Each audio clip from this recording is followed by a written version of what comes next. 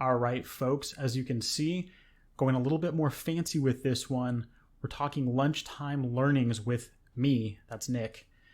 This one's going to be about WebdriverIO and custom commands. Next slide. We're going to be using custom commands for test IDs. And if you've been watching any of the previous videos, you're going to know that we recently introduced test IDs, in particular the data-test ID attribute, kind of using that as a way to make our tests less fragile. So we're going to dive a little bit deeper on that topic, focus in on why we would use custom commands and how we would go about using custom commands, and in particular, 3 different options for implementing a custom command. All right, let's go explore the code together. A couple of general notes before we begin. Make sure you're running WebdriverIO version 7. I'm running 7.25.2. That's the latest version as of filming. But you probably don't need the latest. Just make sure you're running version 7. And then also I did make some modifications, minor modifications, to the tsconfig file that we're using for the end-to-end tests. So let me open that up real quick, show you what that's all about. There was a couple of options in here that were not necessary. In particular, I changed the module to CommonJS. There was also a type for the expect framework that we were using that wasn't necessary. That's, I guess, baked into some of the types for WebDriver and the Mocha framework. Seems like it pulls those in automatically. And I think that's about it. So, I mean, you can just copy this if you want to. But this matches the recommendation. This is similar, I should say, to the recommendation from WebdriverIO. It's not an exact match. They've got some other things in there. I think in particular, they're actually outputting the transpiled code. I'm not. We're going to do all this stuff in memory, so we don't really need any of the JavaScript that is produced from any of this code. Okay, so with that being said, let's get back to the notes. We're going to start with add command. Add command is a way to expand WebdriverIO. For example, in our case, we're going to be expanding WebdriverIO to handle test IDs. And this is the perfect way to add those types of custom commands or custom locators to the framework.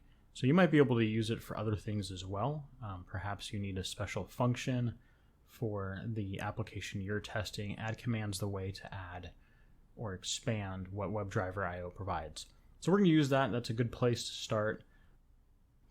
What we want to do is actually create a custom commands TS file. And you could call this really whatever you want, but I'm going to use this file as a way to start organizing our custom commands or anything that we're adding to the framework. We do have a support directory where supporting test code's been added, but this is very specific to the application under test. And so how that differs from perhaps a custom commands file is this is going to be stuff that's a bit more generic and is kind of in the scope of the framework itself, not tied to the application we're testing. All right, so let's dive in here. We'll create a file in the root of the E2E directory, so custom commands.ts.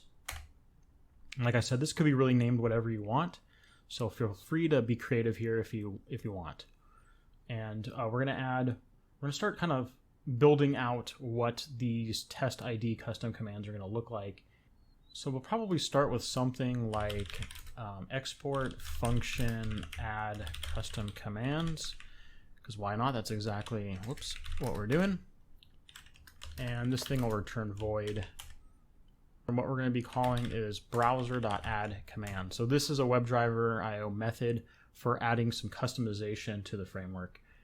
And the first thing we want to tackle is handling a test ID.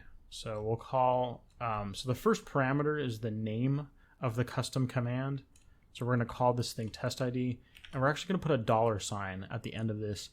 And that's a convention that WebdriverIO recommends if you're going to be chaining these commands together, and we will. So to give a little bit of an example of what I'm talking about there, let's open up the supporting class, the hero class, and you can see that we do chaining in here, and we're going to be replacing this code with a custom command.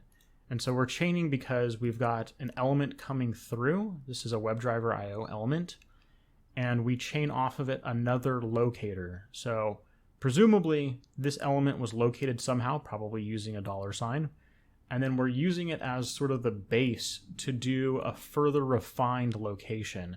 So we're saying, hey, off this element, find me another element that's beneath it, that's a child of it, that has this data test ID attribute. In particular, it's got an ID as its value, and then get the text of it. So it's kind of digging further into that chain of locators. So we want to be able to chain this new custom command. So we're following the convention, and we're putting a $, in there. Hopefully that makes sense. As we work through the code, I think you'll start to see what I'm talking about. All right, so there's the name of the command, and now we need to actually define what the command does. So we're going to pass in a function. This is going to be an anonymous function, and it's going to need to take in a test ID. It's going to look something like that as the signature, and let's make sure that we put a semicolon in there. And this is going to be pretty easy. We're just going to wrap the existing $sign function. So we'll do something like we're going to return browser $sign, and we're going to actually we're going to use that selector that we already have. So we'll just copy this. We'll make a few modifications to it so it's a bit more generic. In particular, we'll remove the value of the attribute so we can use the passed in test ID. So let's change this to backticks so that we can use a variable inside of here. And that's going to be test ID. So what this is saying is we're going to supply a test ID. It could be the value ID or the value name or whatever your test ID is within your code. We're going to supply that to this new custom command. It's going to come in, and it's going to generate the selector for us, which is this data-test ID attribute. And it's going to use the browser object and try to find an element that matches this selector. And if it finds it, it's going to return it. And so off the browser object, this might look a little bit strange. Typically, we're used to writing code. Here, I'll open up another file. We're used to writing code where there's no browser. It's just the $sign or double $sign. Behind the scenes, this is really browser.$sign. So we need to follow the more direct route when we're writing our commands and actually go browser.$sign. Now, we need to follow this up, so this is going to allow us to expand how the browser object works. We also need to expand on how the element object works. So we'll add another add command, and it's going to be very similar with a couple of adjustments. So this function is going to take this, and it's going to be a WebdriverIO element as its type. And instead of browser, it's going to be this. And so what this is saying, this is chaining. This is going to give us the ability to chain test ID off of a previous element. So this particular custom command is what we're going to use here. Since we've got an element, that's what this is going to get replaced by. The previous element is going to be supplied as this. So this right here, element will become this. And then we're going to chain off of it, just like we're doing here. Whoops. Let's not move that around. The rest of the locator we're looking for. So in general, when you're adding commands, you have the ability to either add a command to the browser or add a command to the element objects. And you can do both, which we're doing here. Last but not least, we do need to tell the add command method that this is for we're attaching this new command to the element. So that's what this parameter is. So we need to say true. It defaults to false. That's why we don't have anything here. We need to specify true so that it knows to add it to the element object for us. So that should do it in a very non-elegant way. We'll clean up this code in a minute, but I want to be able to show you folks how this actually works. What we do need to do is to run this command somehow. And we're going to do that by using one of WebdriverIO's hooks. So let's open up the configuration file for WebdriverIO. And if you scroll to, towards the bottom middle section, you'll actually find there's a hooks section. I guess this is kind of in the middle of this configuration file. And there's a bunch of hooks that we can tie into to execute code at various stages of the framework's life cycle. We want to use the before hook. And if you look at the comment block here, it tells us that at this point, you'll have access to global variables like browser. And we need browser so that we can run the add command method. So before is the perfect place for this. And this is going to run right before any of our tests kick off. So this is the perfect place to add custom commands. It even says that here. Perfect place to define custom commands. So thank you, WebdriverIO. We'll go ahead and use that. So let's uncomment that block. And all we're really going to do is we're going to reference this new function. Since we're exporting it, we'll be able to import it. So what we want to do, though, is we actually want to use a dynamic import, which is a little bit special. We haven't done too much of that in my previous videos. And it's going to look something like this.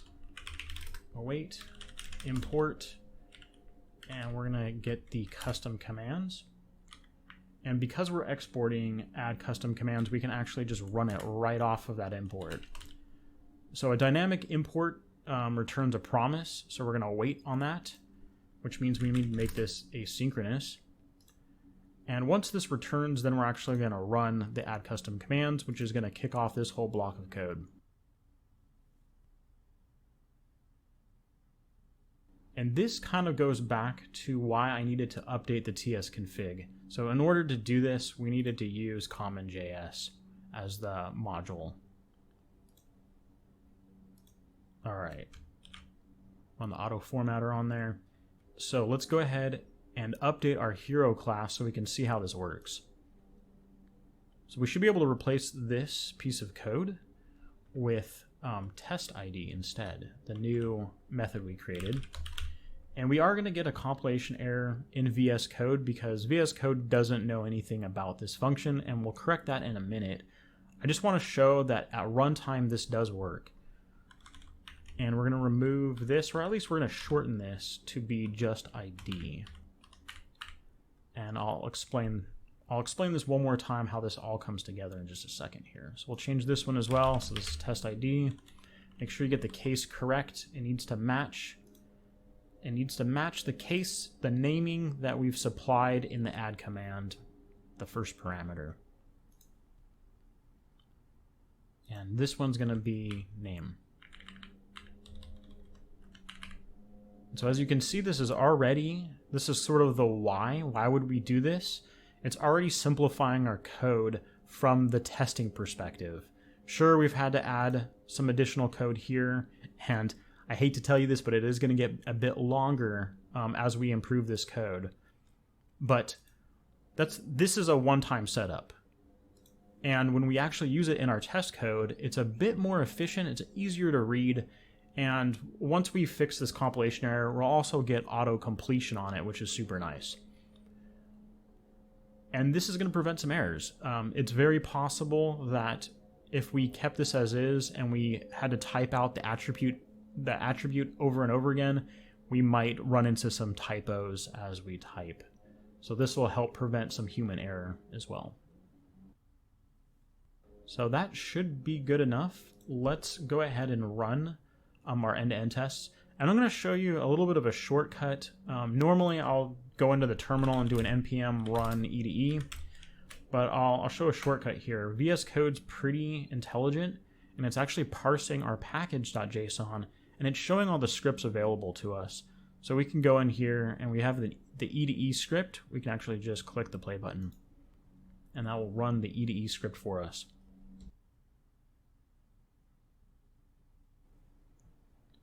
And there we have it.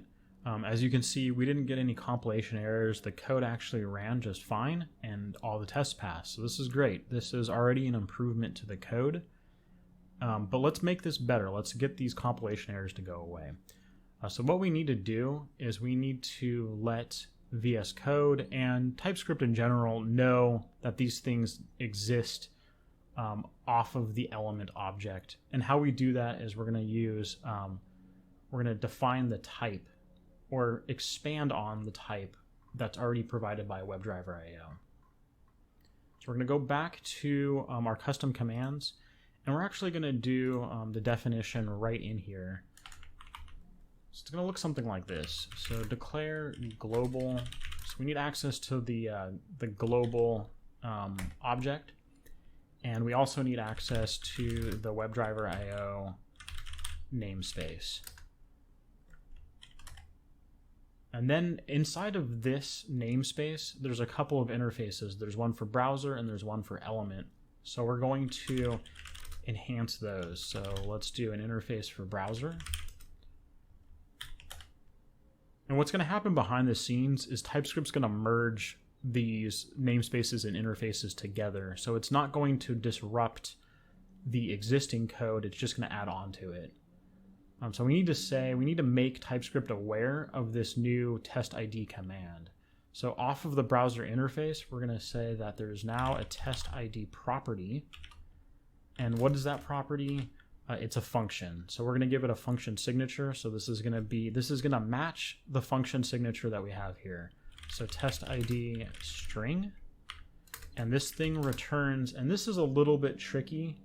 But this thing returns a chainable promise element, which is a WebdriverIO object or a generic. So it looks like this: chainable promise element. The actual type is a WebdriverIO element, and that's going to allow us to actually chain things off of it. I'll show you what that means in a second here. But we do need to import this. So we'll do an import. Just copy this. And this comes from WebdriverIO. Let's format the code. And then we also need, so this is the browser interface, which represents this custom command that we added because it's off of browser. We also need to do the element one. So there's very similar, we can copy this. And we'll change this to element. Again, if I can type. All right, so that's that one, and that will represent this implementation. So now if we go back to the hero class, we'll see that we no longer get a compilation error. It's actually using the types that we've defined, and you can see when I hover over it, it's actually showing us that it takes a test ID as a string and it returns a chainable promise element. The reason why it's returning a chainable promise element is so that we can do stuff like .getText, or we could even keep chaining off of this. We could do another test ID if we wanted to, or we could do a normal $sign. So this allows us to keep refining the locator. But let's clean this up. We don't need the extra weight, and let's get this back to getText. VSCode's trying to be helpful, but it doesn't know that the chainable promise actually takes care of chaining the awaits together for us as well. So all we need is a single await. Behind the scenes, it'll figure out how to apply those awaits across those methods. All right, so we should be able to run this code. There's really no difference here. All we did was we declared what the test ID is. So both TypeScript and VS Code know what that method or that function is. But we'll go ahead and run the code anyway. Through the magic of editing, and this is going to look like it takes a millisecond. And there you have it. Still runs exactly like we expect it to. We can improve this even more. So let's go back to custom commands, and we can add comment blocks, which I highly recommend you do. This will help document the code. It'll also help people understand. Maybe you've got some other testers or developers using this new command. This will help them understand what it does. So definitely add your comment blocks. So I'm going to say something like try to locate an element using a test ID, something like that. And the parameter test ID, the test ID of the element. And very similar, we'll say something like try to locate,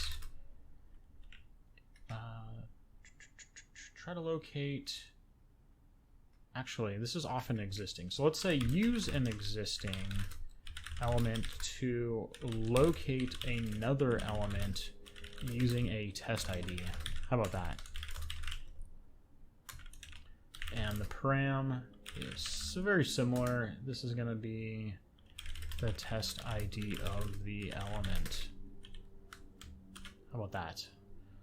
So check this out. If we go back to the hero class and we hover over this, you're actually going to see that it now gives us that comment block. So we can definitely see that it's tying together those two things, the type definition, the implementation, all of the stuff is coming together pretty nicely. All right, let's improve it. Let's keep going. We've got a little bit of duplicate code here, in particular the selector that's being used. So let's go ahead and refactor that code a little bit. And we'll do something like, and this will be private. We wouldn't want to have anything outside of the module use this. So we'll go like function get test ID selector. And we'll pass in a test ID, because that's what both of these things do. And this is a string, and this will actually return a string. And it's going to return something like this.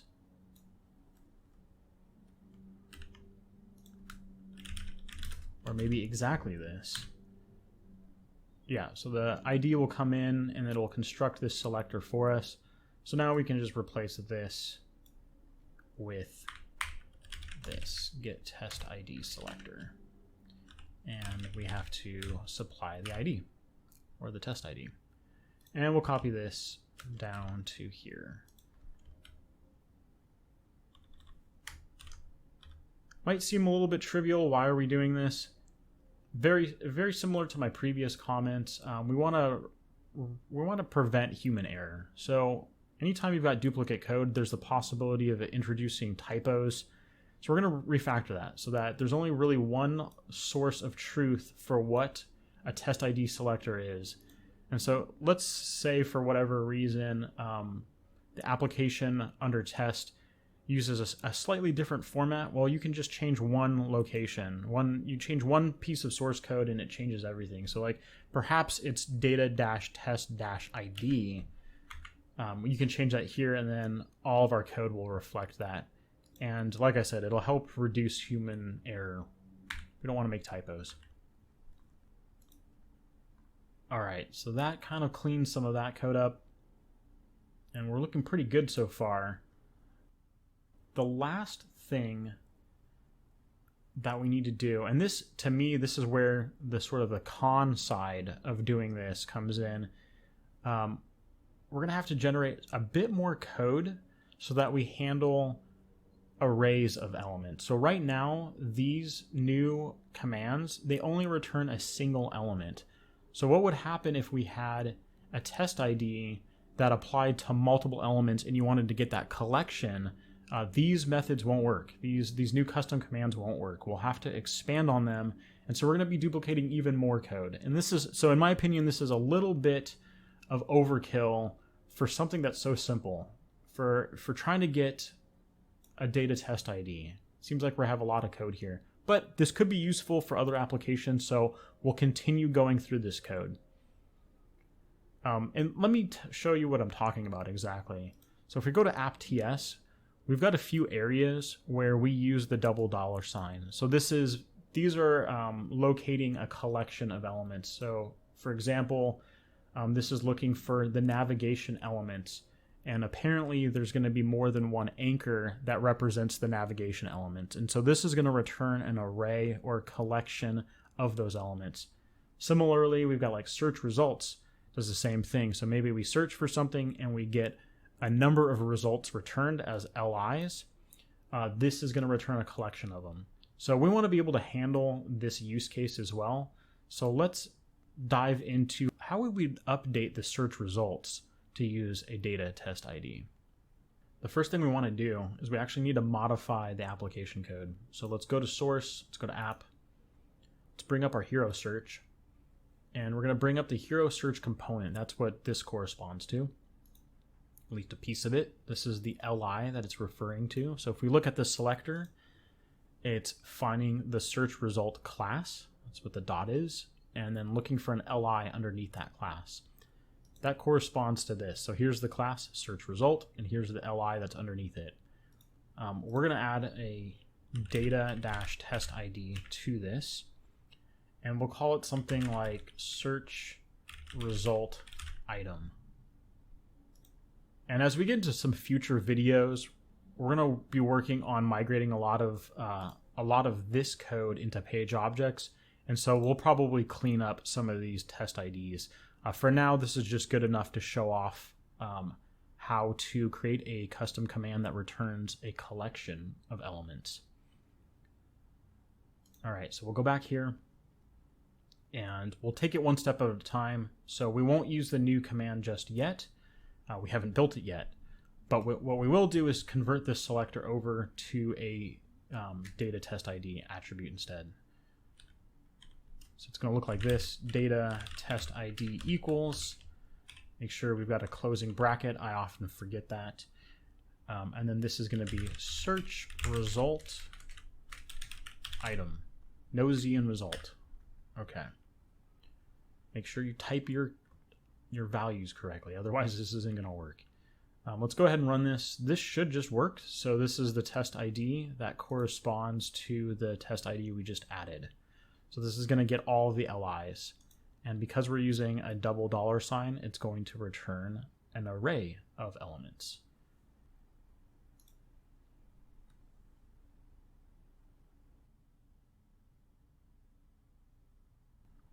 And there we have it, 22 passing tests. So we're still good. It was able to actually use this new test ID that we added. So let's take it a step further and let's look at how we would create a custom command for the double $sign version of this. We'll just copy this code.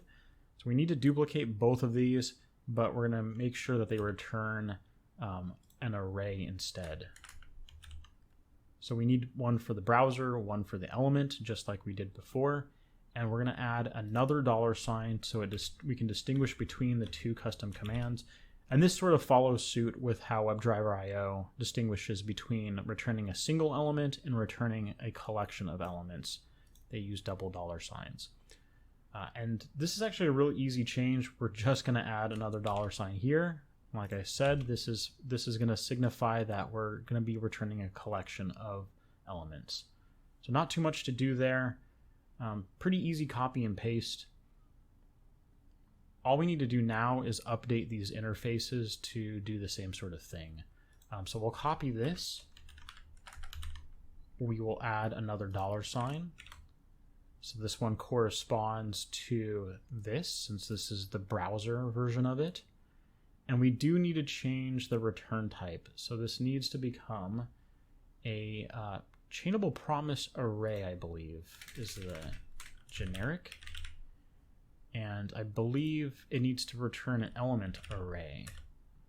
So let's just make sure that's correct. We'll copy this up here. We need to import that statement or that type. Perfect, that's right. And we'll do something similar for this one. We could probably just copy this. That will give us the types we need for both of these new custom commands. And let's add some comment blocks to these as well.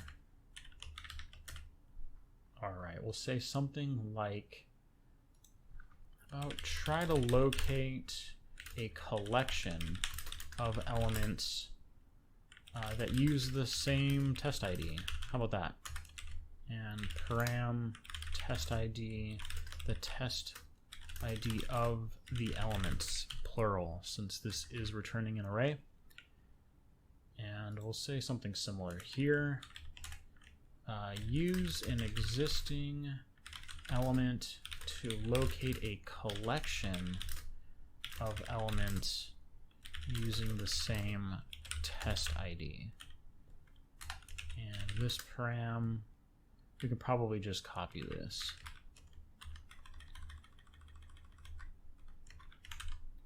The test ID of the elements. Perfect.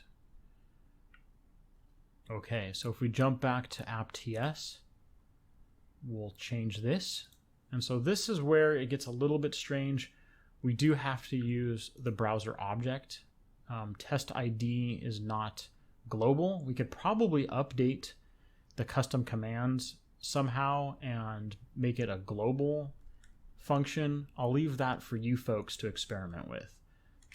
So we would do browser dot test ID $. So you can see browser, it now has both of these custom commands, and again that's because of the type definitions we've added to custom commands.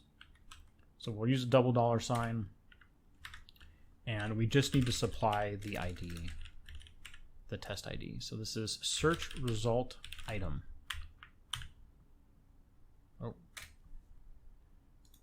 No semicolon on that. Again, it's corresponding to this. And remember, this is going to generate, because we're doing hero of heroes in Angular, this is going to generate a bunch of LIs. So each of those LIs are going to have the same test ID. So when we use the $$ version of this, it's going to get the collection of all of those LIs. So let's go ahead and run the code. Let's make sure we didn't break anything.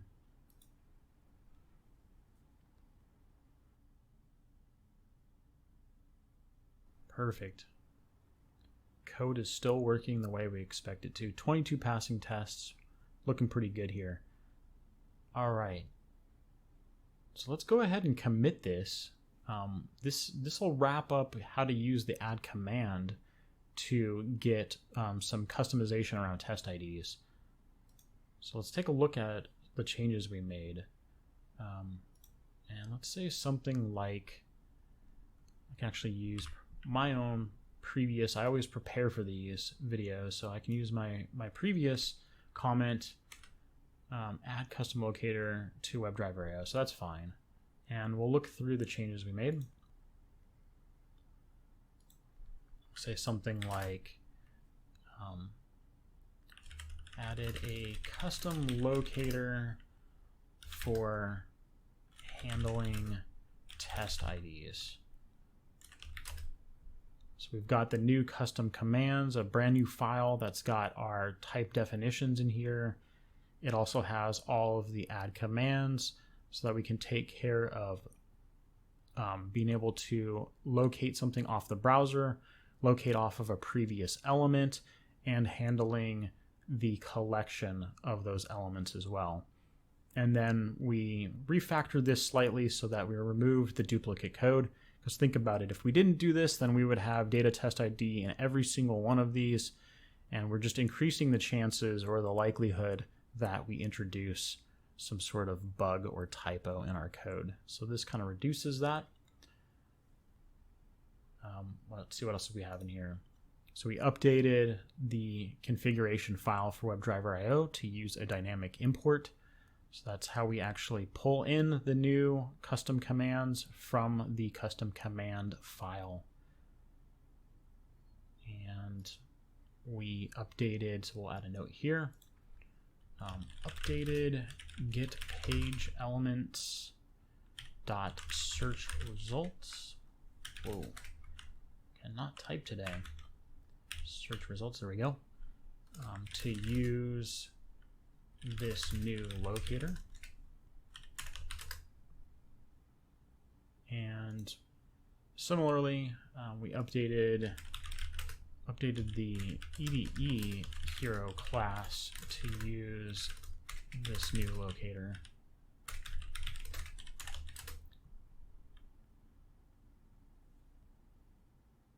And we updated the hero search component to use test IDs.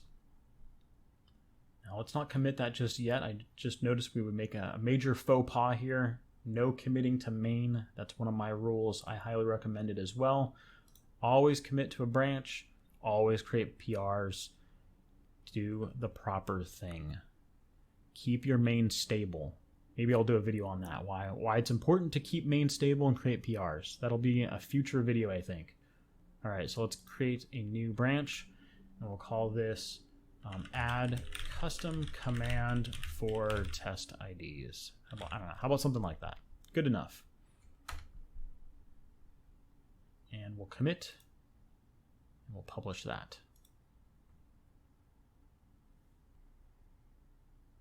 Perfect. So the next thing we're going to tackle is the overwrite command. Oh, but let me take a look at my notes. That's why I have them. Make sure I didn't forget anything. So we did the custom command, we added it, we did a dynamic import, updated the hero class, added the type definitions, updated the search component. Oh, and let's take a look at, so what happens when an element isn't found using these commands? And you might be able to guess that it's going to work how WebdriverIO works normally when it can't find something, simply because we didn't really add too much customization. We just wrapped existing WebdriverIO functionality. So it's going to come in here, and if it can't find the element, the existing error handling that WebdriverIO provides is going to bubble up and give us a nice error message. But let's take a look at what that actually shows in the console. So let's just say that we have a typo here. We added a Z, which the way that I've been typing today, that's highly possible. Let's go back here so we get our scripts, and let's run this. And the dead giveaway, if you kind of look at what the console is doing, as you can see that it's stuck. It's looping, trying to find data-test ID equals IDZ, and it failed out, and now it moved on to another test, which is running to the same issue. So we can see this looping happening, which is great. We want to make sure that it does poll, so we didn't break any of that functionality. Again, we just wrapped existing functionality, so I expect all of this to work. But polling is good. In this particular case, we know that it's not going to find this element because we put a typo in the test ID. But it's possible that maybe you have some elements that are coming onto the page asynchronously. The test ID is legitimate, but maybe the element just hasn't displayed yet because it's asynchronous. And so you would want it to poll and actually give it a little bit of time to find that element as it dynamically loads. So we haven't broken any of that functionality, which is great. And we haven't broken any of the error functionality either. It's doing what we expect it to. And we'll see at the end of this, we should have an error message. All right, there we go. So as you can see, can't call get text on an element with selector data-test ID equals IDZ because element wasn't found. This is exactly what we'd expect. It couldn't find that because the test ID has a typo in it. And you can see that it did that quite a few times because we have a number of tests that rely on that element being found. So this is great. This is exactly what we expect to happen.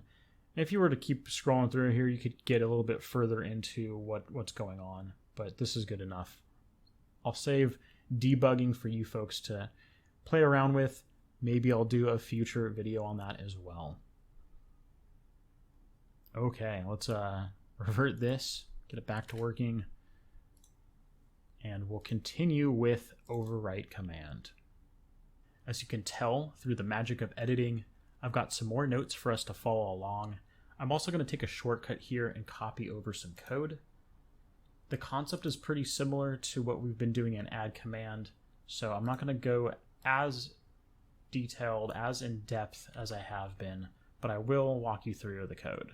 So in custom commands, let's create a new function. We'll do export function overwrite commands. This will return void, just like the add custom commands function does.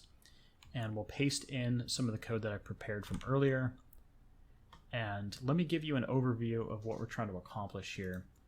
In particular, we want to overwrite the $ and $$ commands that are built into WebdriverIO, and we want to provide a new type of selector, a test ID equals selector. Let me show you how that might work. So let's go back to app.ts, and as you can see, we use the $, quite a bit through here, and the normal way we use it is by providing a selector that's a string, and there's different ways we can do this. Most of these are CSS related queries, but what we want to do is add a new type of selector that's going to look something like this: test ID equals, and then the ID name. So search result item is the actual ID.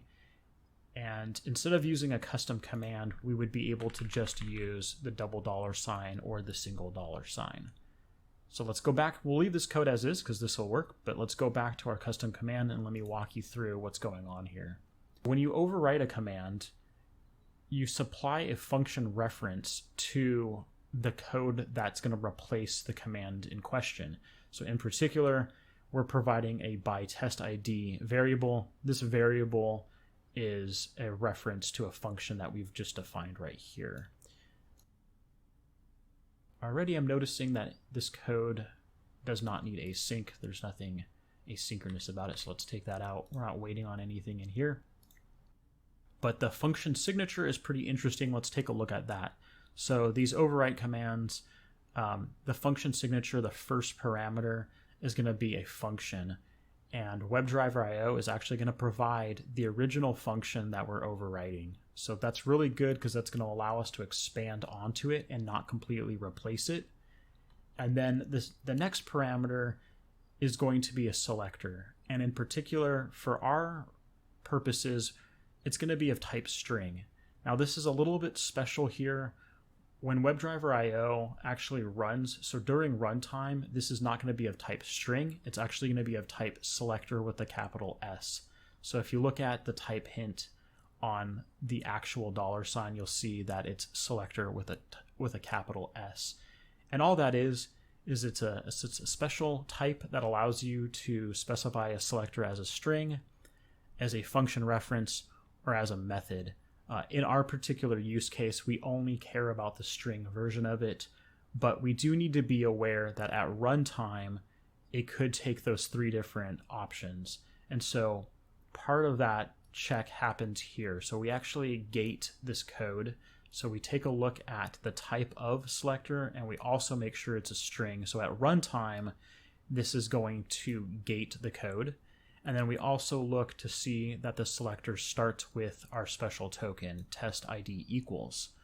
And we just store that logic inside of a variable just to make the code a little bit more self-documenting.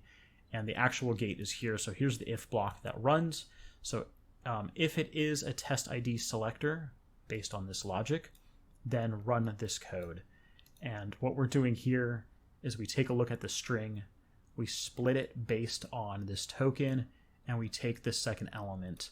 Remember, splitting is 0 based, so the first element, which would be 0, would be the test ID equals, the second element, which would be the test ID. So then from there, we actually have the test ID, we generate the real selector, which is going to be, as you've seen before, opening braces, and then data-test ID, and then the actual test ID closing braces. And then for our own sanity, we've got a little bit of debug code in here. You could remove this. This isn't necessary, but it's going to print out what the actual generated test ID selector looks like. so we can kind of debug our code as it's running, make sure it's running properly. And then the special sauce here is we actually call the original function and we supply the test ID. Since the original function already understands this type of selector, it's going to work the way that it's been working in our previous examples, in our previous code. Because this is a gate, if this condition is not satisfied, we run the original function as is, providing the selector that was passed through without making any modifications to it. This is going to make sure that existing code that's using the $, that does not use our special token, continues to function. And this is super important. When you overwrite a command, you have the potential to break existing functionality. So if we didn't have this piece here outside of the if block, we would break a big portion of how WebdriverIO works. And this is actually the main con that I can see to going with this approach, is you have the possibility of introducing some pretty bad bugs in the core of WebdriverIO. So be very careful if you're using this approach. I actually don't recommend it. If you look at WebdriverIO's documentation, they also do not recommend this approach, but I did want to show it just in case you do run into some special circumstance where you want to try using this. You've been warned. This is very dangerous. Okay, let's take a look at how this would be used. So let's go back to app.ts. We've used it here. We don't really need to add any additional functionality. There's nothing to add to our type definition because the $ and $$ already exists in the WebdriverIO namespace, so we don't need to modify that. All we're doing is modifying the selector itself, the selector string, so that should be good enough. Let's also go into hero.ts and we'll make some modifications here. We'll comment this code out and just make a copy of it.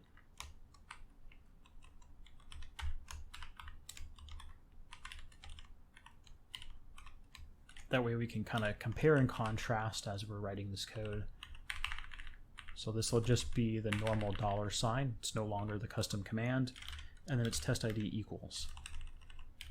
Test ID equals. And those are the only real areas we've modified so far to use test ID, so that should be good enough.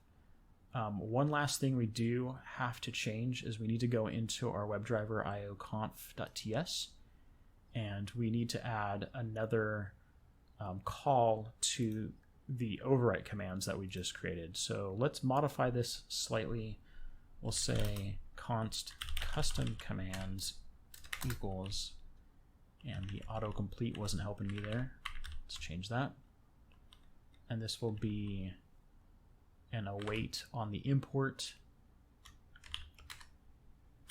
And then we'll do something like custom commands.add and custom commands.overwrite. So this way it calls both of our new functions that we've been modifying, playing with in this video. Let's go ahead and run the code. All right, now as you can see, 22 passing tests, so we didn't break anything.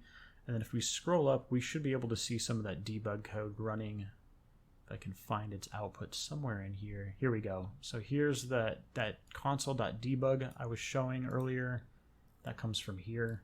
And we can see test ID selector, and we actually see that it constructed the full selector for us. So data-test ID equals name, and that comes from the hero class. So it was able to convert our special selector, where it's kind of shorthand test ID equals name, into the long version, which is the actual selector that looks like that. So this is great. This is, another approach that you can use, but as I had said, this is a bit risky. I don't recommend this approach. You don't want to break your core functionality. That would be very bad. It would also be probably hard to debug if you perhaps introduced a bug that didn't show up all the time. You might not think to look here to try to resolve it. You might think that, oh, something's going on with WebdriverIO. And so you might go down the wrong path. So be careful, be cautious about using this approach. It is interesting though. All right, let's move on to my favorite approach and probably the simplest way of doing this type of stuff. Actually, before we move on, I almost forgot about this. Let's commit our code. Let's keep doing increments. Since this is functioning properly, let's go ahead and commit it. So let's take a look at our code changes that we made, and we'll use the up arrow to go back to our previous message, commit message, and we'll say something this is probably fine, added a custom locator to WebdriverIO, but let's change these things. So added custom locator, we'll just start over from here. We overwrote the $ and $sign commands to handle test IDs. And I realized I didn't really mention it, but the reason why there's 4 calls here is very similar to the 4 calls we made for add custom commands. We need to specify if it's to be attached to the element, that's what the true is, or by default it's attached to the browser. And then, same thing for the $sign. So very similar setup to add commands as well as overwrite commands. Okay. And we'll say that updated the before hook to call both add custom commands and the new overwrite commands.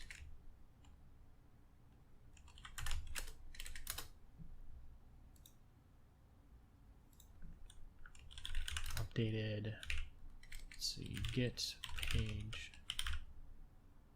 Well, maybe we can make it more generic. Updated selectors to use new test ID token, something like that.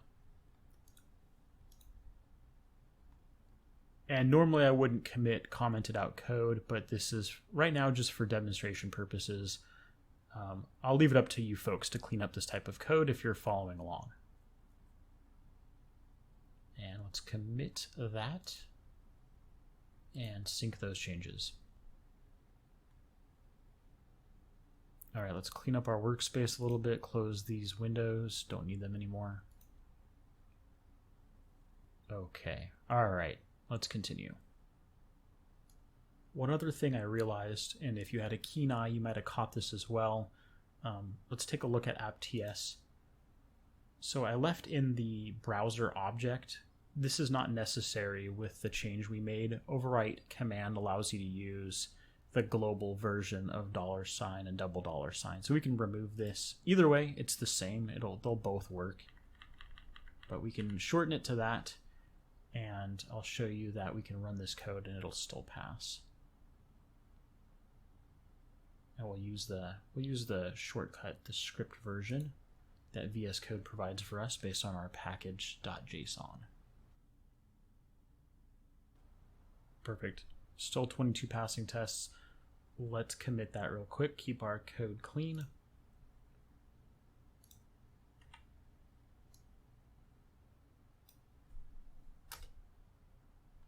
And like I typically do, I always like to look at my diffs.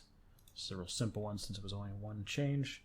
We'll say something like removed unnecessary reference to the browser object.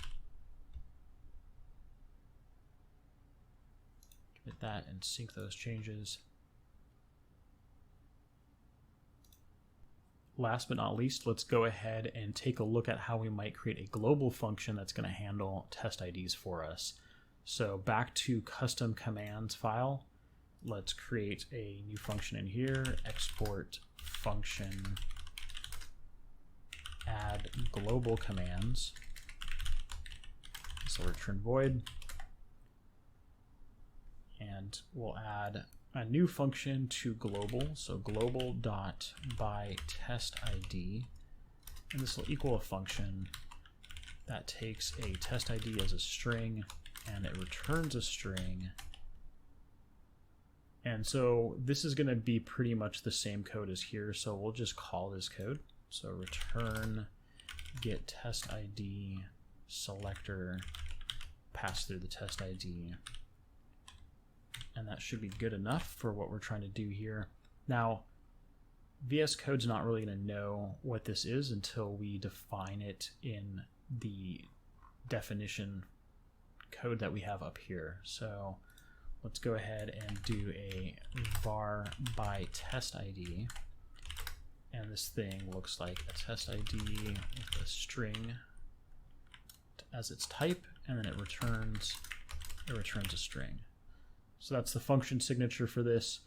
For whatever reason, you do have to use a var. You can't use const or let here. I'm not exactly sure why. If someone wants to chime in and let me know why this is, that would be great. But for the purposes of this, var is fine. It's not really going to do anything other than help us be able to do autocomplete and know that this type does exist. This function, this global function exists. So we can kind of see that that's already working. If we hover over this, we'll see that we now have some type definition for that. And we can now use this. So let's comment out the search results. And we'll make a copy of this property. And if we do $$ and then by test ID, you can see that this new global function is showing up. And we'll pass in the test ID, which is search result item. And no semicolon. This is a property that's being returned. And then we'll update the hero class to do the same sort of thing. So let's go ahead and comment this code out. I'm using control and / command / would also work. That comments out the selected lines of code. We're going to copy this code, and we can do the same thing to uncomment it. Just control or command / uncomments it, kind of toggles it off or on. And again, we'll do by test ID, this is ID, and then by test ID name. And just as a reminder, because we've kind of done a few different variations of this, so I can imagine this getting a little bit confusing. By test ID, all it does is it returns a selector as a string. So we still need to use the built-in $, or $. All right. Last but not least, we need to go into our configuration file. And we need to make a call to the new add global commands function.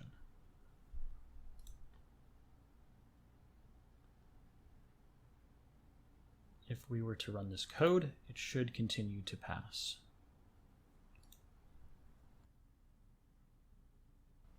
And as you can see, we still have 22 passing tests, so this code is working.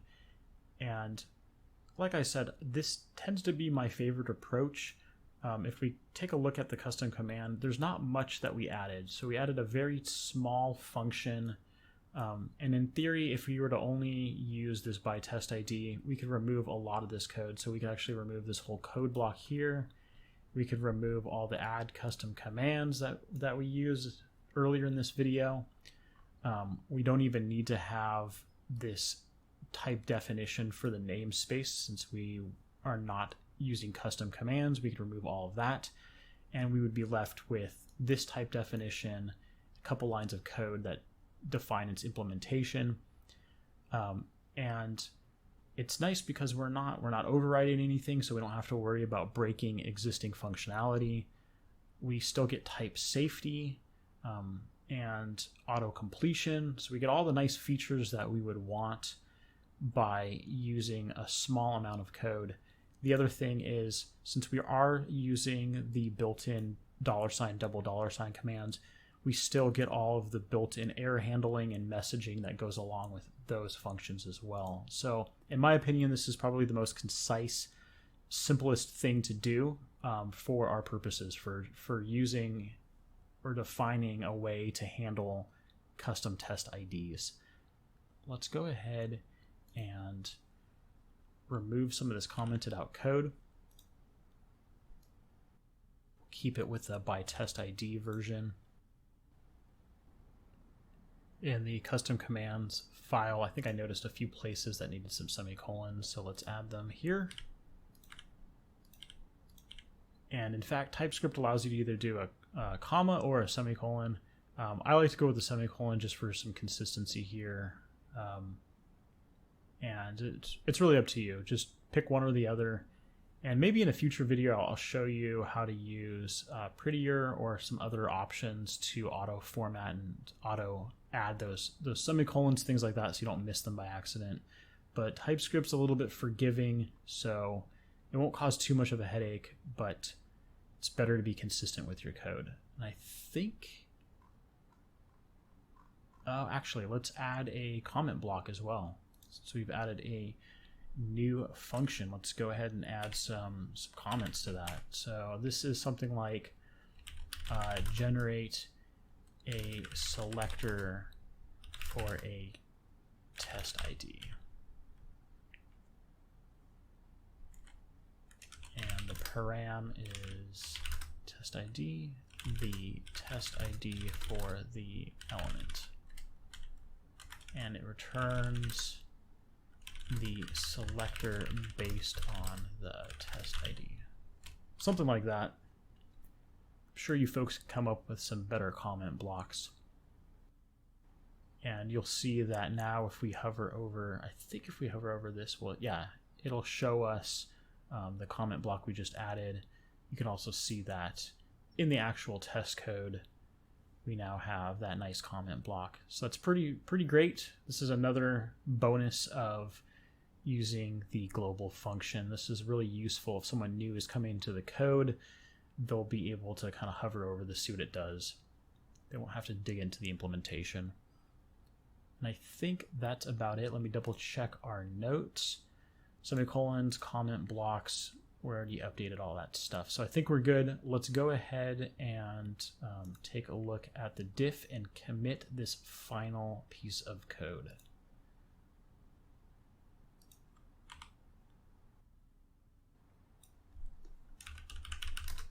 Added a global function to handle test IDs.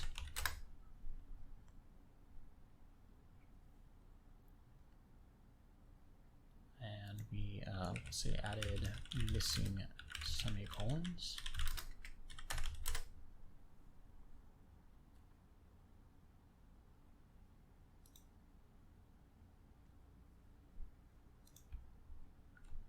Updated the before hook to call the new add global commands function.